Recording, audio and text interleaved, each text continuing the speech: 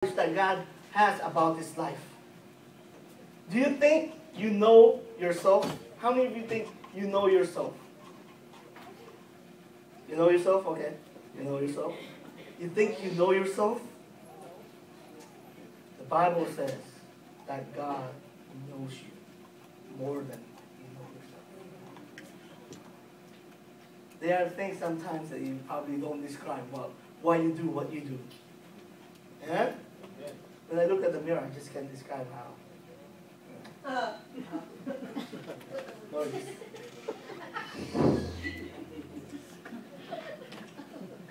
David did not say that God only knows a thing or two about him. David did not say that God only knows a thing or two about him. God knows him intimately. God knows everything about him. God knows when you cry by yourself in the dark. God knows what's hurting you. God knows what's all the problems you're keeping inside. God knows all your secrets. Amen. God knows everything, your attitude. God, everything. The Bible says, you know my sitting down and my rising up. In other words, God knows everything from your sitting down, rising up, and everything in between. Do you see that? God knows his sitting down and rising up and everything in between. God knows his thoughts even before he thinks it. God was totally involved in his life every day.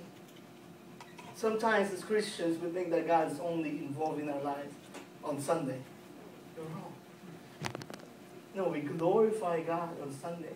We hear about God's message on Sunday. But after this, God is involved. Wherever you're going to go after this, God is still there. What you're going to do on Monday, God is there. If you don't have a job, God is there. He might just give you a job. And if you have a job, when you complain, God is there. Oh, it's Monday again. Deal with it. You have bills to pay. You have cards to pay. You always go to Target. What are you complaining about? The Bible says here, he knows he's sitting down and he's rising up. In other words, God is involved in every part of our lives. Don't lose courage when you're going through something and think that God is not there. No, the Bible says he knows it. He knows it more than you do.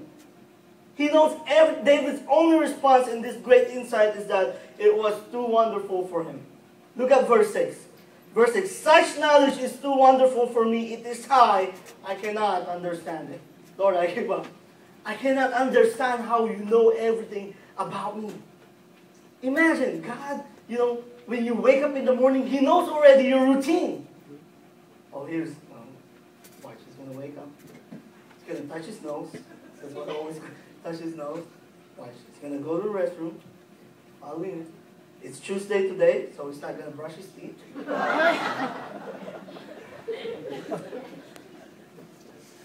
Watch. It's Tuesday too, so he's just going to do spring clean.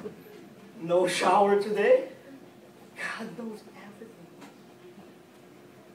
God knows everything. God knows why you do what you do. He knows everything about you because God is involved in every area of our lives. That's what it means that he will never leave us nor forsake us. That means that he understands us. It's just a matter of time sometimes that we give up on that. Amen? When the time gets so hard, that's when we start saying, Lord, you're not here anymore. Lord, you left me. No, God never leaves you. God will never,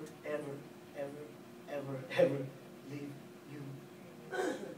Because he's always involved, actively involved in every area of our lives. When you are working, you can talk to God anytime. When you are driving, while watching TV, every single thing you can include God in your life because he is there. Look at verse 7. Let's read from verse 7. I like this verse 7.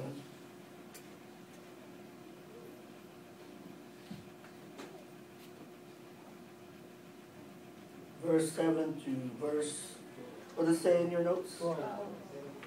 Verse 7 to 12. Let me just go there real quick. 139. Verse 7 to 12. Look at verse 7. I can never escape, say escape, from your spirit. I can never get away from your presence. If I go up to heaven, you are there. If I go down to grave, actually the Hebrew word here is Sheol. If I go down to hell, you are there. If I ride the wings of the morning, if I dwell by the farthest oceans, even there your hand will guide me, and your strength will support me. I could ask the darkness to hide me and the light around me to become night, but even the darkness I cannot hide from you. To you the night shines as bright as day. Darkness and light are the same to you. You made all the delicate parts, inner parts of my body, and knit me together in my mother's womb. Imagine that. Imagine what David is saying. David is still using that figure of speech comparison, but this time he's using extremes. What he's saying, Lord, is that if I go to heaven, you are there. Even if I go to hell, you are there. Some people think that God is not in hell. He is. He does not live there. He does not live there because the Bible says that the throne of God is in the heavens. Does it mean that His presence is not in hell? God is everywhere. Actually, He created hell. He created hell for those people, or actually not people. He created hell for those angels who rebelled against Him. And their leader is, you know who? Lucifer. Satan. That's their leader. And Satan, what he's doing now is confusing people. You don't want to go to hell. You don't. Because hell is not made for us. It's made for angels. But the Bible says, whoever does not believe stands condemned already because he does not believe in the only Son of God. The question is not whether God is in hell. The question is whether God's presence is experienced in hell. No, it's not. That's the problem. That's the problem in hell. God is everywhere. Of course, God is everywhere. And sometimes we think that God is not also in strip clubs. God will never be in strip clubs. God will never be in these houses where they sell drugs. God will never be in these, casinos. I went to Vegas. Now you're asking me, Pastor, what are you doing in Vegas? What happens in Vegas stays in Vegas. So I'm sorry, I can't tell you. Okay, it's just the way it works.